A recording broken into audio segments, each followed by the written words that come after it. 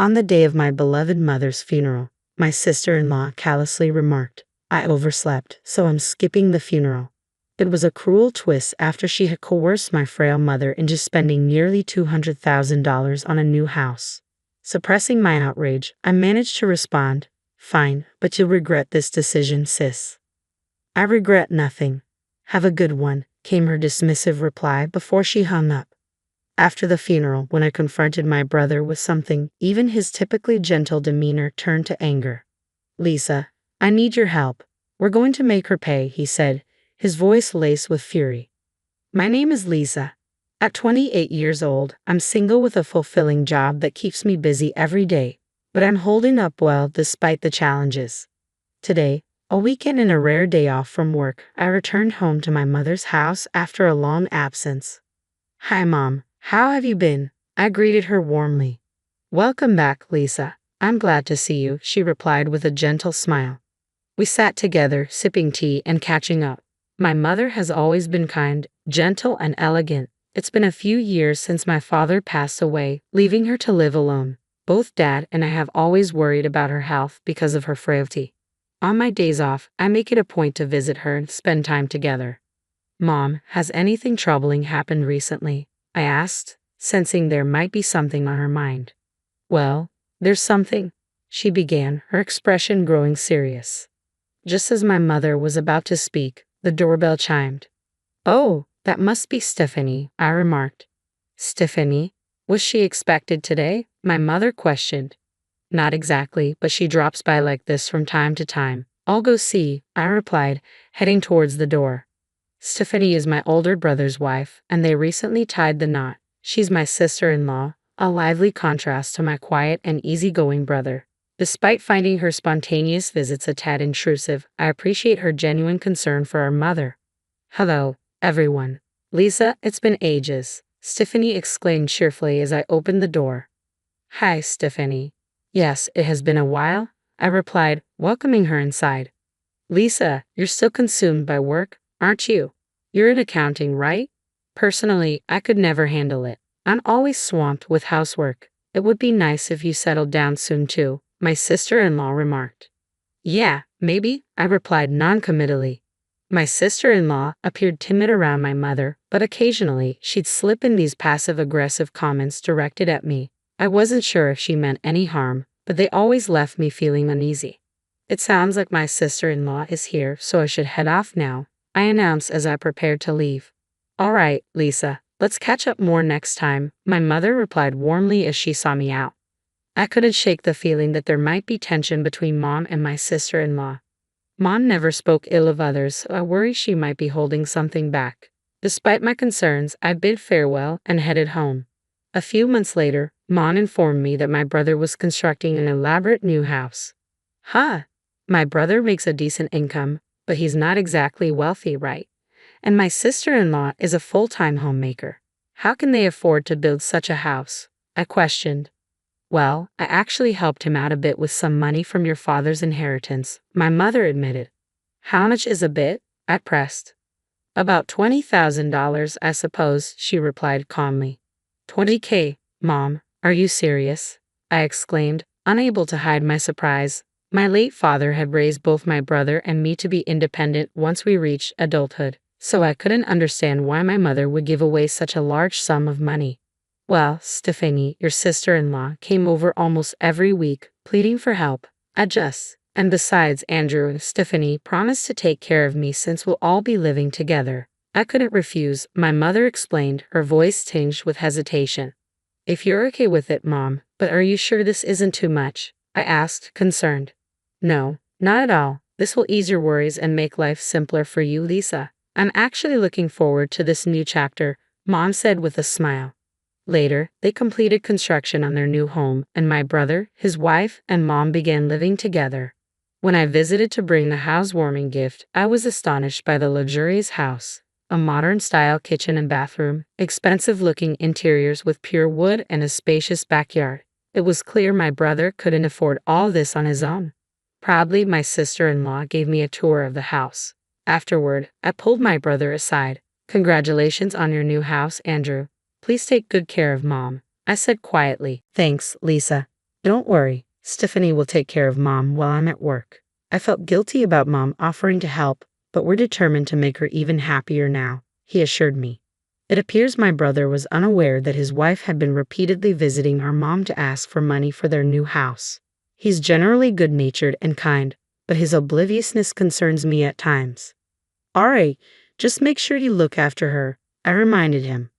Of course, leave Mom to us and focus on your work, he replied. Let's not talk about work, I quickly corrected myself. Oops, sorry about that. After our conversation, I handed him an envelope containing some cash and a standing clock. This clock also monitors health, so please place it where Mom can see it in the living room, I explained. Thanks. This clock is pretty advanced, huh? It should be good for Mom. And it looks stylish too. Let's place it here, my brother agreed, setting the clock on a shelf in the living room. I should head home now. Take care, I said, preparing to leave. My sister-in-law was occupied with a phone call in another room as I departed the grand house with my mother and brother seeing me off. 6 months passed peacefully, during which my concerns about Mom lessened as she seemed to be settling in well with my brother and his wife. I focused on my work, assuming these days would continue indefinitely, until the unexpected news of Mom's passing reached me. When my brother returned home from work, he discovered that our mother had passed away alone in her room. The doctors later explained at the hospital that her pre-existing heart condition, aggravated by overexertion, likely caused her death. Mom, why so suddenly? I wish I had come home earlier. I'm sorry, I lamented, overwhelmed with grief. My brother and I held on to our mother's lifeless form, tears streaming down our faces. Stephanie, my sister-in-law, was noticeably absent. Brother, where's Stephanie? Wasn't she supposed to be here? And what do they mean by overwork? I asked, my voice trembling. Stephanie wasn't here. As for overwork, he began, struggling to find the words. I'm not sure either. Stephanie took care of all the household chores, so this doesn't make any sense, my brother admitted, sounding perplexed. Despite my unease, I interjected, first, we need to arrange our mother's wake and funeral. Andrew, you'll likely need to lead the arrangements as the chief mourner. You're right, Lisa, could you assist me? He asked. And so, my brother and I dove headfirst into organizing the memorial service. It was a whirlwind of preparations, selecting a venue, outlining the schedule, notifying guests, and more. Somehow, we managed to complete the wake, and the following day was the funeral. While my brother and I were occupied greeting visitors, my sister-in-law sat passively, not lifting a finger or shedding a tear. Despite my growing frustration with her behavior, the hectic pace of the day kept me from addressing it directly. Andrew, tomorrow is the funeral, and as the chief mourner, you're going to be quite busy. Why don't you and Stephanie head home for a while? I'll stay here, I suggested. Yeah, Lisa, that would be helpful. Thank you, my brother replied gratefully. They departed together, leaving me alone in the now empty room. I retrieved my work laptop and began to focus on tasks. That night, sleep eluded me. The following morning, on the day of the funeral scheduled for 10 a.m., I met Andrew at 6 a.m. to commence preparations. We were inundated with tasks, reviewing Andrew's eulogy, meeting with the funeral director, and ensuring everything was in order. Around 9:30 a.m., I received a call from Stephanie, as my brother had mentioned she would arrive later for the funeral. Hello, Lisa. I'm calling because Andrew wouldn't answer his phone, Stephanie said. Okay, Aunt, I replied, sensing tension in her voice. I overslept. I won't be able to make it to the funeral, she confessed. Struggling to maintain composure, I replied evenly, all right, but you might regret this, Stephanie. I doubt it. Anyway, I know you're busy. Hang in there, Stephanie said before hanging up abruptly. Was that Stephanie just now? My brother asked as he approached. Yeah, she overslept and won't be coming today, I informed him with disappointment in my voice. Ha! What is she talking about? It's our mother's funeral, Andrew exclaimed in disbelief. Let's focus on the funeral for now, Andrew. I have something important to show you afterward, I said firmly. We somehow made it through the funeral together, paying our final respects to our mother. Stephanie was conspicuously absent, leaving us both puzzled and frustrated. Lisa, what did you want to show me? Andrew asked as we found a moment alone. Come, take a look at this, I replied, opening my laptop. Confused, Andrew leaned in to see the screen. which displayed the living room of his house. I explained, "This is the clock I gave you as a gift. It has a camera installed, designed for monitoring elderly relatives or pets. I gave it because I was worried about Mom, but since she seemed fine, I never checked it until yesterday. I reviewed the footage from the past week. Here it is," I said quietly, opening several videos on my laptop. My brother watched them intently, his expression tense. The footage revealed our mother being harshly treated by my sister-in-law. "I'm taking care of you, so at least do your chores properly." Stephanie's voice came through the video as she assigned all household tasks to our mother, from cooking and laundry to cleaning. The scenes showed her frail mother being pushed to exhaustion. While she toiled, Stephanie would often dress up and leave the house. In moments captured on video, our mother could be seen clutching her chest in discomfort, reaching for her phone hesitantly but ultimately deciding against making a call. Mom couldn't bring herself to tell us about how Stephanie treated her. "She always wanted us to be happy, you know, Mom." I had no clue. "Please forgive me." Both my brother and I were in tears, overwhelmed by the memories of our mother. "Lisa, can we watch the footage from the day Mom passed away?" my brother asked, his voice heavy with emotion. "I haven't viewed it myself, but Mom passed away in her room, so I'm not sure if there's any footage of her," I explained, setting the recording to the date of our mother's passing. As we watched, after completing her morning routine, our mother was seen clutching her chest as she made her way to her room. They said she passed away around 2 p.m. The living room remained empty for a while, but as we fast-forwarded the recording, Andrew spoke up.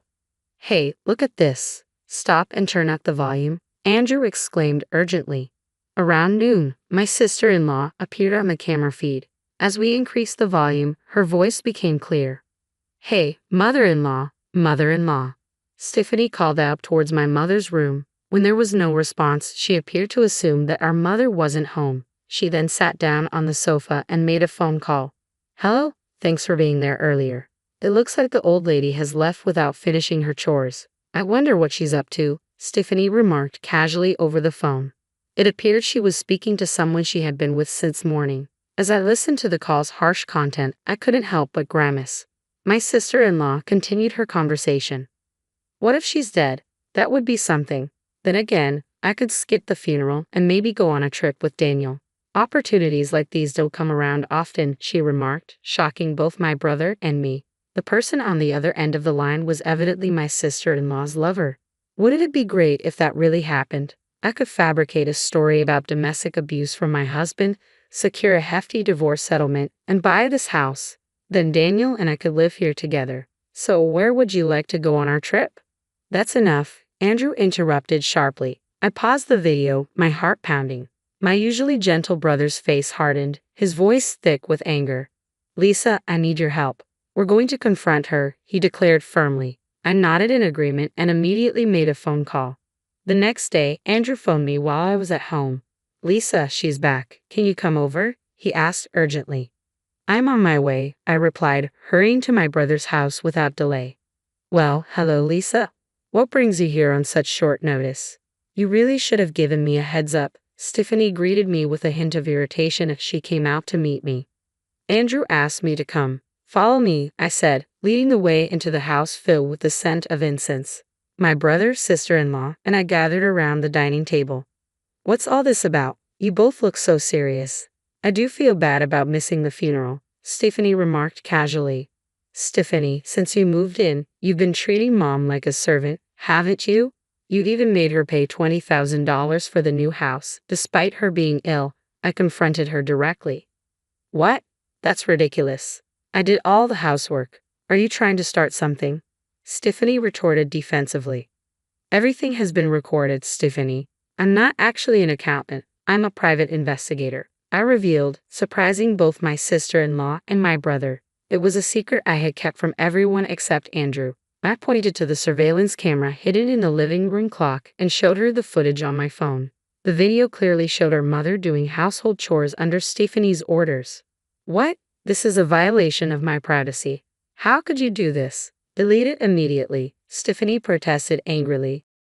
"I installed it as the homeowner. I have every right to do so. It's not a violation of privacy," Andrew responded calmly but firmly. "What's going on here?" And why are you suddenly talking about being a private investigator? Stephanie's voice trembled, a realization dawning on her. Andrew silently dialed his phone. Soon, the audio of Stephanie's earlier phone call began to play. I might just skip the funeral and go on a trip with Daniel, and maybe fabricate some story about domestic abuse for my husband to get a big divorce settlement, the recording revealed. Stephanie's face turned pale as the truth sank in. No, this isn't what it looks like. Please let me explain, she pleaded desperately. What's the difference? Explain yourself, Andrew demanded, his tone cutting through the tension in the room. My sister-in-law stammered, trying to concoct excuses. He's just a friend. We were joking. There's no cheating going on here, right? Where's the evidence? But there is, I stated calmly, laying out several photos on the table. Each one depicted Stephanie and another man, leaving a resort together, being intimate in their car, and entering a hotel upon their return, undeniable proof of infidelity. What? How'd you get these? Stephanie gasped, her face draining of color. You discussed it over the phone, remember? You planned your trip and how you'd spend the night together. I had someone from our company take these photos, I explained firmly. Stephanie recoiled in shock. How could you do this, especially during our mother's funeral? As I calmly laid out the situation, Stephanie's composure began to crack. Oh, enough. What's wrong with all of you? She exclaimed, her voice rising in frustration. There's no way we can continue this marriage, Stephanie, Andrew stated firmly. We're getting a divorce and I'll be seeking alimony. You'll need to move out of this house. Excuse me. Stephanie's disbelief was palpable, causing Andrew and me to exchange a knowing glance. What do you mean? Stephanie demanded, her tone tinged with defiance. I mean, in a divorce, the guilty party often pays compensation, Andrew clarified. What? Stephanie gasped, her earlier confidence faltering as the reality of the situation sunk in. Clearly, you're even more foolish than I realized. It's pathetic. As Lisa said, I'll be seeking alimony from you and your lover, Andrew declared firmly. What? Stephanie's voice trembled with disbelief. And I'm telling you to leave. Don't come back, Andrew continued, his tone resolute. No, this can't be happening, Stephanie protested weakly. I handed Stephanie her suitcase, which she took silently, still in shock. I escorted her to the door and closed it behind her. Turning back to Andrew, I gently placed a reassuring hand on his shoulder. 6 months later, my brother's divorce from my former sister-in-law was finalized. She contested it in mediation, but the evidence my brother presented left little room for argument. It also came to light that she had been recklessly spending from their joint bank account. According to my brother, the divorce settlement ended with minimal division of assets.